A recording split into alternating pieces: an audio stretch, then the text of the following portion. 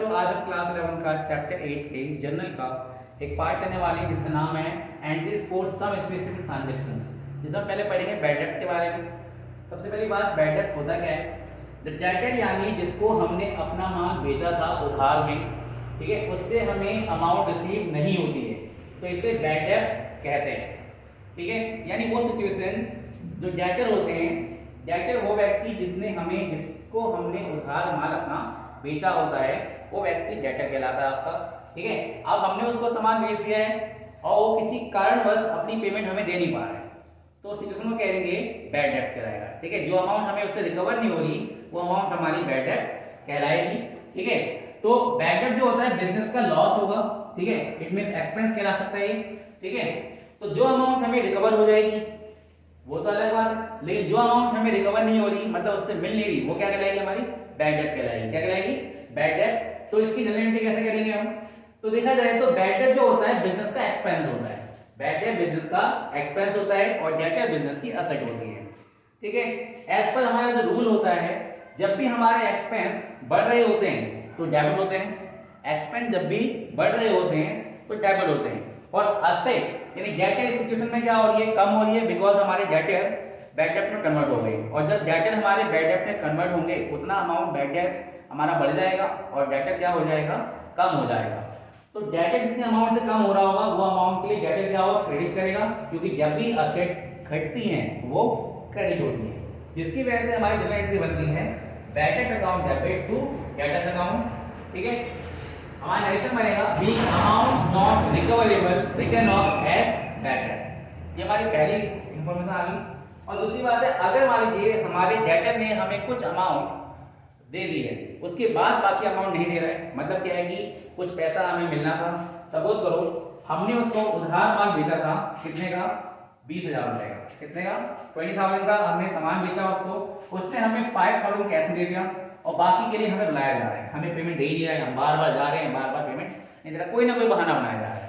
ठीक है, तो इसका मतलब क्या है कि डेटर 20,000 था, उसने 5 ले दिया, 15 बैड डेट बन गया हमारा। अब जो चीज हमें मिलती नहीं है वो बैड डेट होती है, और जो मिल जाती है वो क्या है? हमारा कैश है। ठीक है, अब जितना नहीं मिला उतने डेटर क्या हो जाएगा? आपका कम हो जाएगा। अब हमें क्या हुआ?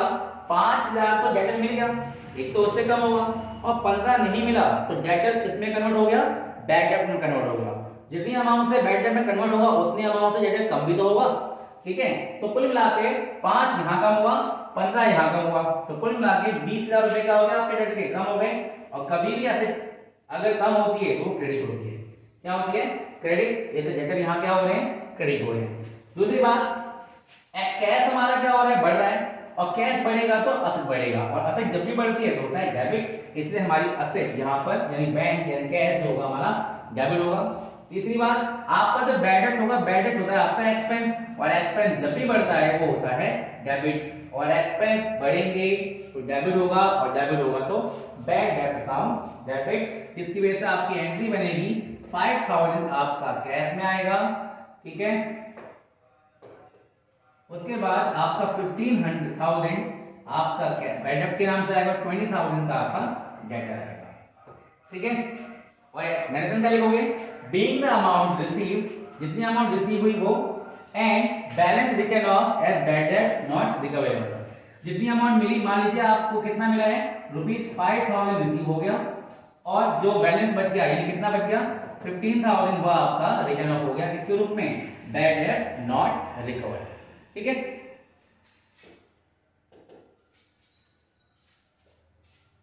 इसके बाद आता है आपके पास बैड डेट रिकवर्ड। ये वाली कहानी क्या कहती है? कई बार हमारे डेटर जो होते हैं, जो बैड डेट जिसको हमने कई बार क्या होता है, जिन अमाउंट को हमने बैड डेट बना दिया था कि वो हमें मिलेंगे नहीं, बुरा सपना बन गया हमारे लिए, रोज जो सपने आते हैं मिल नहीं रहा हमें पैसा। एक दिन क्या हुआ, किसी ना किसी ख्याल के वक्त उसके वक्त क्या आ गया, उसने हमें आगे पेमेंट कर दी। ठीक है, तो उस सिचुएशन क्या कहेंगे हम? बैड डेट रिकवर कहेंगे। इसका मतलब क्या हुआ कि जब बैड डेट आपको रिसीव हो जाते हैं, बैड डेट की अमाउंट आपको रिसीव हो जाती है, वो अमाउंट क्या कहलाती है? बैड डेट रिकवर कहलाएगी। जब हमें मिले नहीं तो हमारा एक्सपेंस हुआ, मिल गई तो क्या बन गया? इनकम बन गई। ठीक है, तो जब वह अमाउंट जिसे बैड डेट बना दिया था वह रिसीव हो जाती है तो उसे बैड डेट रिकवर कहते हैं। ठीक है, ये बिजनेस का क्या होता है? गेन होती है, क्योंकि हमें रिसीव हो गई है जो हमें मिलने वाला था। ठीक है, तो जब भी पैसा हमें मिलता है कैश बढ़ता है, कैश बढ़ेगा तो वो क्या होगा, डेबिट होगा, बिकॉज कैश क्या है, असेट है। ठीक है, और बैड डेट रिकवर क्या है, आपकी इनकम हो रही है, क्योंकि हमें बैड डेट रिकवर हो रहा है, और इनकम जब भी बढ़ती है तो क्या होता है, क्रेडिट होता है।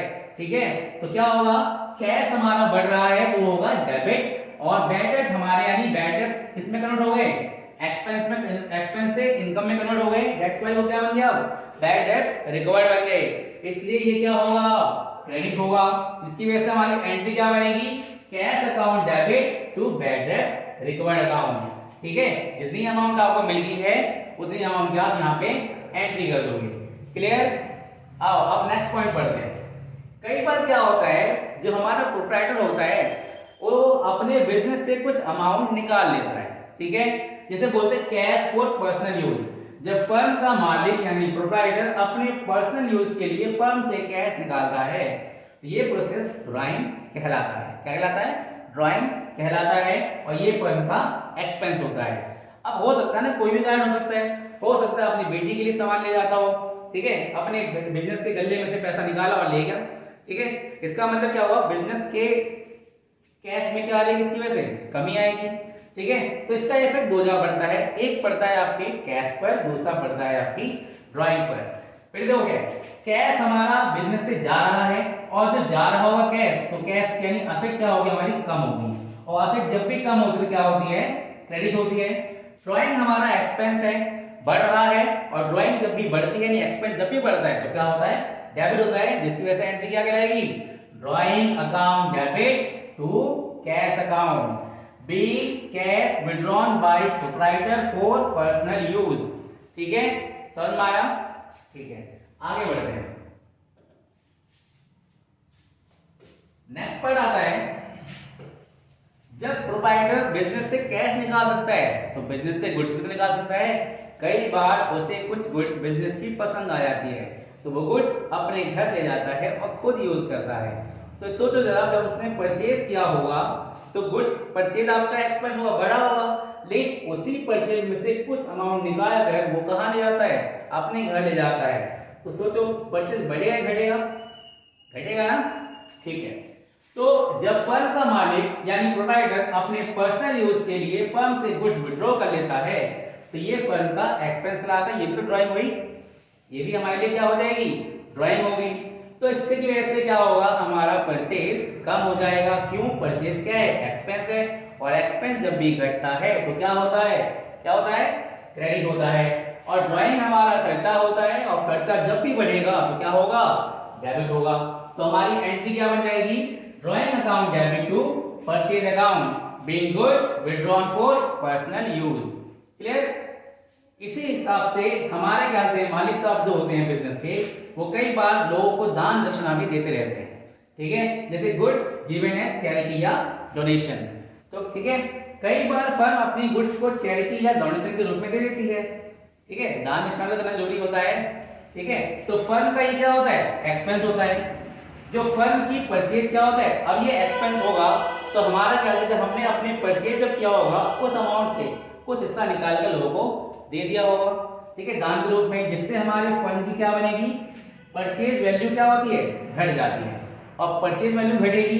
ठीक है, ठीक, जब परचेज घटेगी तो परचेज क्या होता है, एक्सपेंस होता है, और जब भी एक्सपेंस घटते हैं तो क्या होता है, डेबिट होता है या क्रेडिट होता है, क्रेडिट होता है। ठीक है, और चैरिटी हमारा एक्सपेंस होता है, और एक्सपेंस जब भी बढ़ते हैं तो क्या होता है, डेबिट होता है। तो बताओ हमारी एंट्री क्या बनेगी। ठीक है, चैरिटी डेबिट हुई है, डेबिट कर देंगे, एक्सपेंस क्रेडिट है, परचेज क्रेडिट हुआ है तो परचेज क्रेडिट एंट्री हो गई, charity donation account debit to purchase account. Clear, चलो आगे बढ़ते हैं। नेक्स्ट आता है आपका goods given as free sample. अब बिजनेस को अपना एडवर्टाइजमेंट तो करना होगा, तो बिजनेस क्या करती है, कई बार अपने सामान को यानी अपनी सेल्स को इंक्रीज करने के लिए गुड्स को फ्री सैंपल के रूप में डिस्ट्रीब्यूट कर दी है।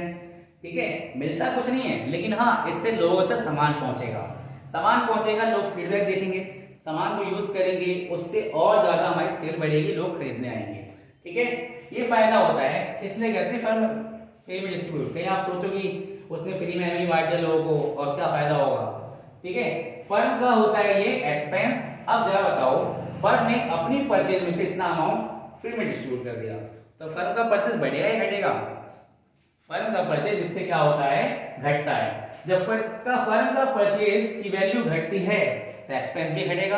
एक्सपेंस घटेगा तो क्या होगा, क्रेडिट होगा। और फ्री सैंपल हमारे लिए कैसे एडवर्टाइजमेंट होता है, और एडवर्टाइजमेंट जब भी क्या होता है, बढ़ रहा होता है, यानी खर्चे बढ़ रहे होते हैं, और खर्चे बढ़ेंगे तो क्या होगा, डेबिट होगा।